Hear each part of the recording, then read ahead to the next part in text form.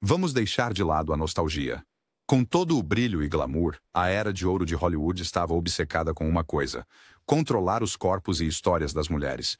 Mas o que acontece quando o apetite de uma estrela, real ou rumor, ameaça esse poder? Esta noite, vamos explorar os sussurros notórios de ninfomaníaca que os estúdios tentaram apagar. Quais lendas do cinema foram perseguidas por rumores que quase eclipsaram seu talento? E por que essas histórias se recusaram a ficar enterradas? Vamos abrir os arquivos do caso. Clara Bow. Clara Bow foi a original It Girl, uma criança selvagem da era do jazz cuja presença parecia eletrizar cada cena. Fora das telas, a recusa de Bow em seguir as regras de Hollywood desencadeou uma onda de rumores. Ela dançava em cima das mesas, nadava nua em festas e ignorava escândalos como se fossem notícias de ontem. Os tabloides, ávidos por qualquer sinal de fraqueza, a retratavam como a ninfomaníaca definitiva, alegando que ela tinha dezenas até centenas de amantes, incluindo executivos de estúdios, atletas e atrizes. A máquina de relações públicas da Paramount trabalhava horas extras, às vezes transformando o espírito livre de Clara em charme peculiar, outras vezes se esforçando para enterrar histórias que ameaçavam o sucesso de bilheteria. Por trás das manchetes estava uma mulher moldada por traumas, uma infância difícil no Brooklyn, uma mãe abusiva e uma necessidade desesperada de ser amada. A indústria a devorou, usando rumores de desejo insaciável tanto como espada quanto como escudo. Prova de seu magnetismo, mas também justificativa para envergonhá-la e marginalizá-la. Quando surgiram problemas de saúde mental, a imprensa atacou, transformando seu esgotamento em evidência de decadência moral. Na verdade, Clara foi uma vítima da obsessão de Hollywood em controlar a sexualidade das mulheres, punida por viver tão intensamente quanto os homens ao seu redor. Seu verdadeiro escândalo: ousar reivindicar as mesmas liberdades que Tinseltown fingia celebrar. Tallulah Bankhead. Tallulah Bankhead era um furacão em pessoa, fumando, xingando, bebendo e, por sua própria admissão, amando sem limites. Ao contrário de muitos de seus colegas, Bankhead não tentou fugir dos rumores. Ela os agarrou e os incendiou. Histórias de sua suposta ninfomania eram lendárias, incluindo afirmações surpreendentes de ter mais amantes do que jantares quentes. Jornalistas se atropelavam para superar uns aos outros com contos das conquistas de Tallulah. Homens, mulheres, até mesmo algum político ou membro da realeza. Mas aqui está o truque. Bankhead usou a histeria como um holofote, tornando-se impossível de ignorar e de controlar. Os estúdios alternadamente exploravam sua notoriedade para vender ingressos e lamentavam sua má influência sobre a juventude americana. Ela se deleitava na contradição, uma vez brincando. Meu pai me avisou sobre homens e bebida, mas nunca mencionou uma palavra sobre mulheres e cocaína. No entanto, as fofocas eram sempre uma faca de dois gumes. Sua imagem alimentou sua lenda, mas também fechou portas, especialmente quando o código de produção e a moralidade pública se tornaram mais rígidos no final da década de 1930. Ainda assim, Bankhead se recusou a pedir desculpas. Ela sabia que em Hollywood, o único pecado maior que o desejo era a honestidade. Seu verdadeiro ato de rebeldia? Transformando boatos em poder e escândalos em sobrevivência. Jean Harlow. Jean Harlow, a loira fatal original, era o bilhete dourado de Hollywood para o sucesso de bilheteria no início dos anos 1930. Na tela, ela irradiava uma sexualidade brincalhona e ousada que estava décadas à frente de seu tempo. Fora da tela, o mito de Harlow como uma sedutora incontrolável se tornava cada vez mais selvagem. Os agentes do estúdio sussurravam sobre encontros com colegas de elenco, casos secretos com homens casados e um apetite sexual tão intenso que assustava os maiores nomes de Hollywood. O departamento de publicidade da MGM trabalhava sem parar para conter os rumores, temendo tanto por sua reputação quanto por seus lucros. Mas para cada manchete negada, outra surgia, retratando Harlow como um conto de advertência sobre excessos. A verdade era muito mais complicada. Jean lutou com maridos dominadores, exploração do estúdio e uma profunda solidão. Sua ascensão rápida ao estrelato a deixou isolada. E os rumores, muitas vezes iniciados por rivais ciumentos ou executivos frustrados, tornaram-se uma espécie de prisão. Quando Harlow morreu tragicamente jovem, com apenas 26 anos, Hollywood não lamentou a mulher, mas canonizou o mito. Hoje, essas velhas histórias de ninfomania parecem menos um escândalo e mais uma tentativa desesperada de controlar uma mulher cujo poder tanto emocionava quanto ameaçava uma indústria construída sobre ilusões. Mae West. Mae West foi a mestre original do apelo sexual em seus próprios termos. Sua sagacidade era tão afiada quanto suas curvas eram famosas. Seu duplo sentido podia enganar qualquer censor. Ainda assim, com cada piada provocativa e este performance sedutora, West atraiu o tipo errado de atenção. Rumores de que ela era viciada em prazer, que ela fazia propostas aos seus colegas de elenco e que sua vida privada era ainda mais selvagem do que seus roteiros. O rótulo de ninfomaníaca grudou nela, alimentado pela indignação de grupos religiosos e pela alegria dos colunistas de fofocas. Os estúdios adoravam as vendas de ingressos, mas detestavam as dores de cabeça, especialmente quando o Código Hays era rigoroso com qualquer indício de indecência. Mas West tinha uma arma secreta: autocontrole.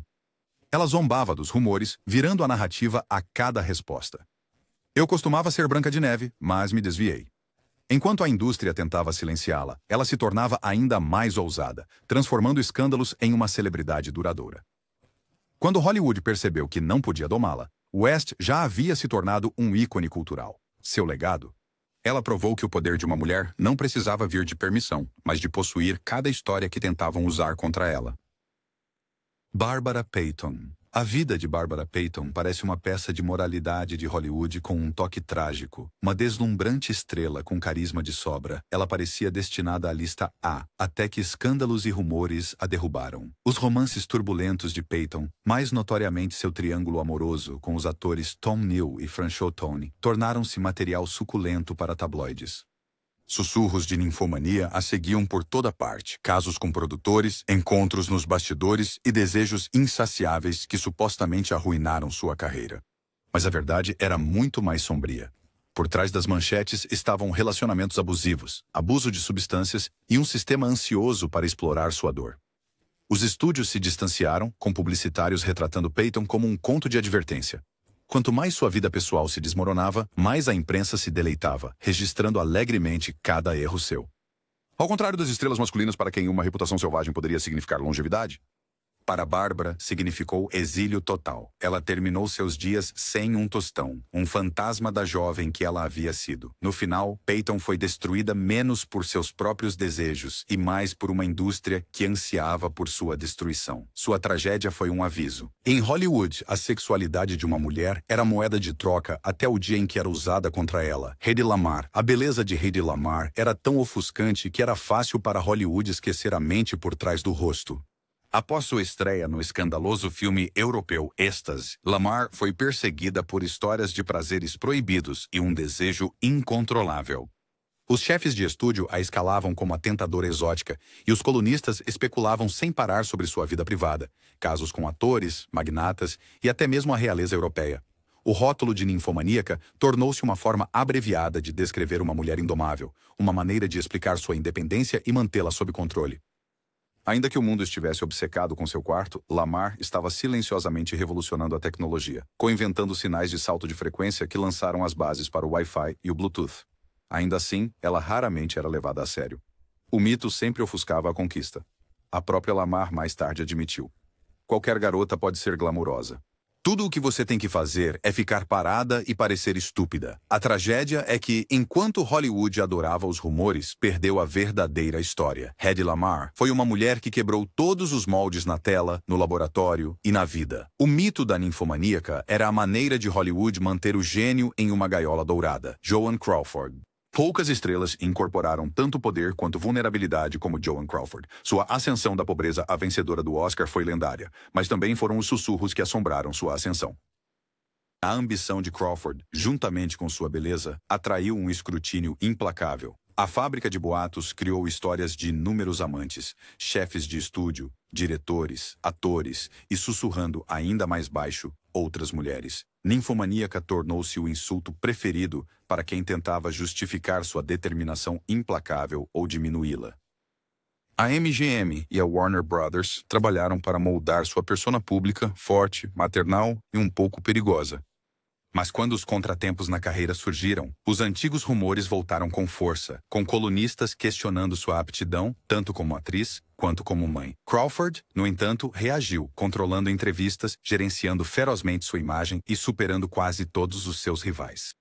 Ainda assim, os rumores nunca morreram completamente. Eles ressurgiram em revelações, exposições de tabloides e até no infame livro de memórias de sua filha. Hoje está claro, o verdadeiro pecado de Crawford foi recusar-se a ficar em seu lugar. Hollywood chamou de ninfomania. A história chama de ambição com garra.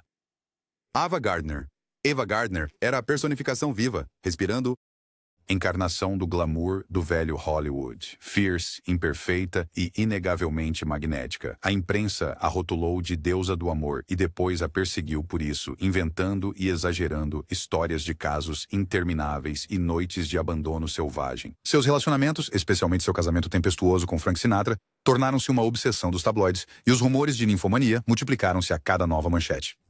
Os estúdios viam seu encanto como tanto um ativo quanto uma responsabilidade. Eles lucravam com seu apelo sexual, enquanto secretamente se preocupavam com sua reputação. Mas Gardner se recusou a se fazer de vítima.